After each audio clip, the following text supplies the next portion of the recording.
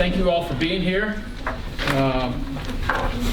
We hope on behalf of both the city and the county, we hope you all paid all of your taxes today, or by today, I should say.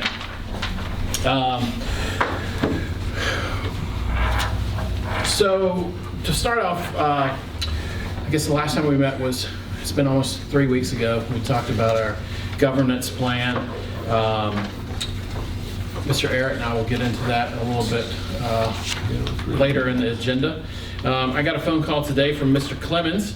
Mr. Clemens has always been a proponent of consolidated school system with the right plan, and he offered some advice to the members. He seeing the state that our state is currently in, and there seems to be a great divide that has started in our state between the north and the south, and the red and the blue.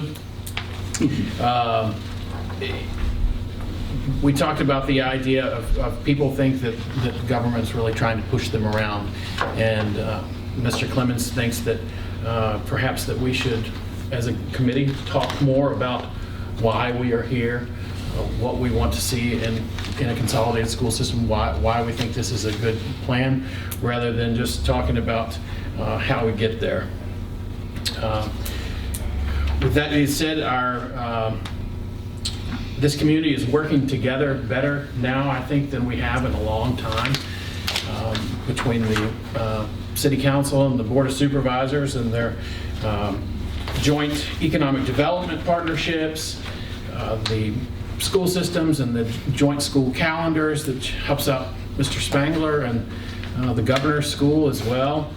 I think we're doing some really great things around here, and this committee will hopefully only add to those things.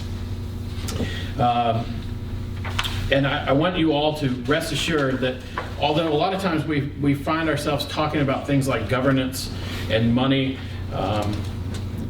we all want what is best for the future of this community, and that's why we're on this committee. And you know, the best chance we have to succeed is for our kids to have the best opportunities. And you know, if we all stick together as a community and do what's best for our kids, then this plan should work itself out. With that being said, I am always available on my cell phone. Mr. Clemens has my cell phone number. Most of the people in this room have my cell phone number. But if you don't, if anyone wants to write it down, it's 804-339-3434, and I'm happy to talk to anyone in this room at any time about any of their concerns. And I feel like your representatives are more than happy to talk to you as well. All right, with that being said, we have, Christy has given us all a copy of the minutes. Has everybody had a chance to look over the minutes? Yeah. Would I entertain a motion to So moved. approve? Second. Motion by Mr. Tucker, a second by Mr. Garton. All in favor? Aye. Any opposed? All right. Next, we have on our agenda, we have a report from Troutman Sanders on governance. This afternoon, Mr. Ehret and I were involved in a conversation with the attorneys, and well, we didn't necessarily get the best news we could have heard. I'll let you dig into that a little bit. Okay. Essentially, what they have discovered, it seems, is that there may be a need for us to go forward with the 223 plan that we had talked about. There may need to be a need for us to have legislation crafted to allow that cross-jurisdictional vote to happen, specifically those three at-large. Mm-hmm. They're not pessimistic that can't happen, but I think in the conversation that we had on it, that it's probably good for us, if we all agree on that 223 format, we all think that's the best, we might be well served to come up with something that we think is next best, especially if that legislation, as we all know, can get bogged down in one place or the other. So I don't know that we would really want just a format issue or a process issue in Richmond necessarily to hang the entire process up. So, There's basically, with creating this governance, there are several different things which kind of get in our way that are state laws, that a lot of them pertain to current school systems. If a school system was to convert from appointed to elected, that's one thing. Another thing is cross-jurisdictional seats. That is a thing that is not currently allowed under current law. And there was one other thing I believe that was, the idea of some being appointed, some being elected. Right. But I think it would probably be well for us this evening to at least explore what that Plan B might look like, specifically if we are,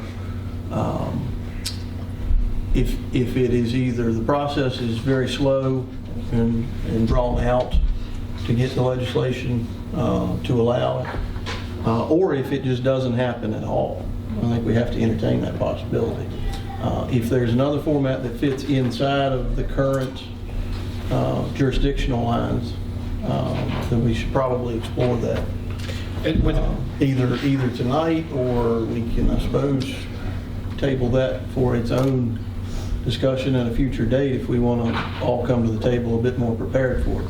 and also, one thing that they recommended to us was that we talk to our legislators. And so we put a call into Cree and to Terry Austin, and also to Dr. James Lane, who is the state superintendent. And he was the one who originally, with Mr. Katalka, had talked about the idea of the state looking into the idea of creating some consolidated school systems. And personally, I think that the plan that we came up with I like it, and I think everybody was on board with it. And perhaps that could be a model plan used throughout the state if different systems want to combine. So I don't think we can rule it out, but we need to talk to our senator and our Delegate Austin and also James Lane to kind of see where they stand on it. Can I ask a question? Absolutely. Is there any plan that wouldn't have to have legislation to approve? In the state. So if you go Pretty to an much. elected school board, which is something I think everybody is in favor of, that's got to be approved by the General Assembly. Correct. Well, that's got to have a referendum. It would be a referendum. That's got to have a referendum, which would be a vote, Right. Local vote. local Right. vote. But that doesn't have to go to the General Assembly? after that? Not so far as I understand. Okay. No. That's a simple referendum change, and the information that was presented to us was essentially, like Jacob was alluding to, there's nothing in the code that has the consolidation like as we're discussing. What the law specifically deals with is an existing school division that that goes from appointed to elected. That's what it was specifically addressing. So it's just straightforward referendum. How did that address Martinsville, Henry County when they created Magna Vista? Say again, sorry. The question was, how did Martinsville and Henry County, Martinsville, did it revert? No, it was inside Henry County where they consolidated their schools, went from 4 high schools to 2 and from 4 middle schools to 2. And only closed 2. Yeah, they closed it. But did the school, the school systems, The school board made it. but did their systems combine? No, No, they- Martinsville still city. school. Martinsville City and Henry There County. is current conversation Right. back there about Martinsville reverting back to the town. Right. But basically, from what I could read of the law, we would have to form a 12-member school board that would be, the way the current law is set up. current law is. The way the current law is, it would have to be 7 members from the county, 5 members from the city. But you couldn't really do it even that way, because the city is at large and the county is by districts. So perhaps it would have to revert to the districts of the city council people. But if you remember, the attorneys told us we could only have, a new school board could only be a maximum of 9 people. So there's really no way that we could make it happen. You know, there's going to have to be some sort of, create some sort of. Terry Austin's left. Yeah.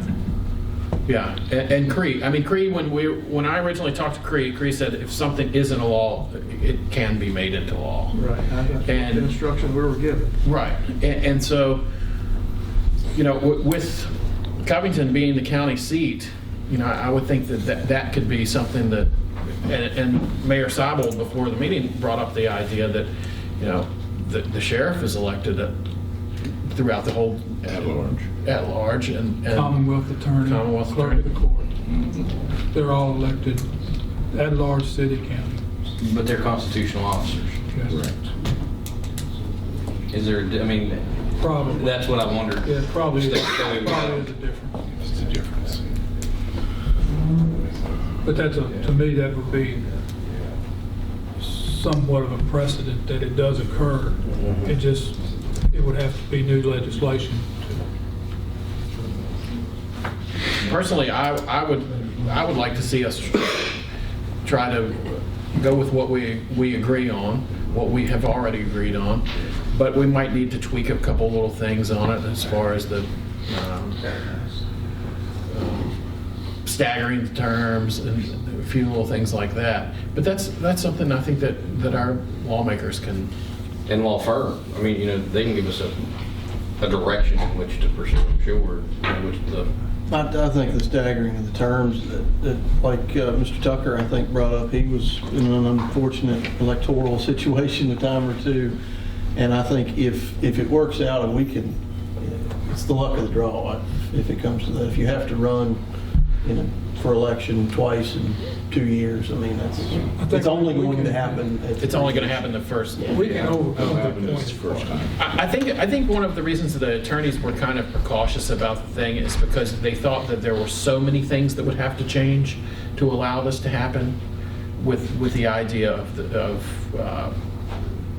cross-jurisdictional, the idea of going from appointed to elected.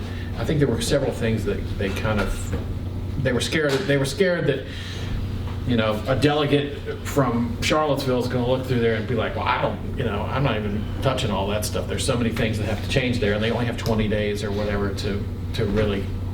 That's the reason I let Deed's staff and Austin's staff work that detail out, and if they see where it's not going to work, then we'll come up with plan B. But I wouldn't raise the flag up until they said, Right, and we should find out some good information from them tomorrow.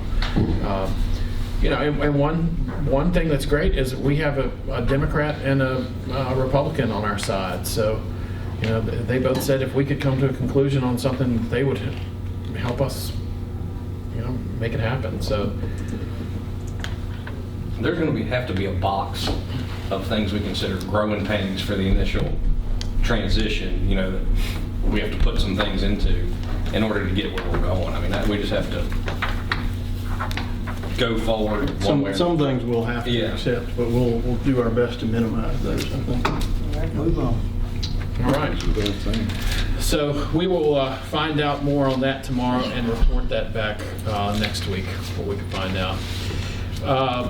So move on to new business. One of the items that we want to talk about under new business is the idea of debt. It seems to be a grave concern amongst the community, and it's a legitimate concern. You know, the county has made decisions, the city has made decisions in the past. We both have some debts associated with our school system. I believe in the last consolidation plan that went to referendum, the idea was that each group held on to its own debt. And so I would like to discuss that and what people's thoughts are on each jurisdiction holding on to its own debt. I think that's probably the answer. Is there a question? Is there a question? Does everyone think that that is? The municipality, I think you just answered it. Yeah. So, Everybody takes care of their own debt, and nobody assumes any other debt. We'll check that off then. all new debt becomes the, All new debt would be. Yeah. Correct. So with that being said, the budgetary considerations is the next one. Mr. Arrett and I have talked about this several times. The idea of we're going to have an equation to how the city pays and how the county pays. And it only makes sense that that would be based on where students reside. The county pays for its students, the city pays for its students. Is that something that everyone can agree on as well? You, Yeah, but go go ahead, Al. on. No, you go on. Well, we've got to come up with a number. Right now, it's just, in general, the state pays $6,000 per student. So how much will we have to pay per student above that? However you come up with that number. and this is something that. Can y'all come up with it back on the back road? Certainly. Real quick. But that is a number that we're going to have to come up with eventually. But I think that we base that number on where a student lives. It only makes sense that the county pays for their kids and the city pays for their kids. You got to do that the way it's set up now. Right. Exactly. Yeah.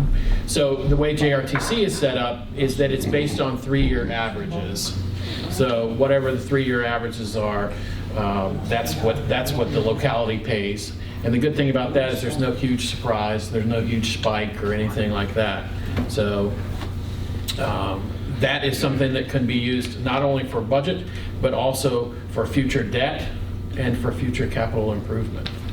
The idea of basing it on student residents. What did the study come up with yet? Is that going to be in that study? I'm not sure if it's going to be in this initial part or more when we'll get in January, as far as the funding strategy. Yeah, funding strategy. We What should do they see plan? more of that when they give us a final. Did he say that they were going to give us that? Or actually, maybe we should talk about that portion of. We didn't get anything concrete, but no, nothing concrete, but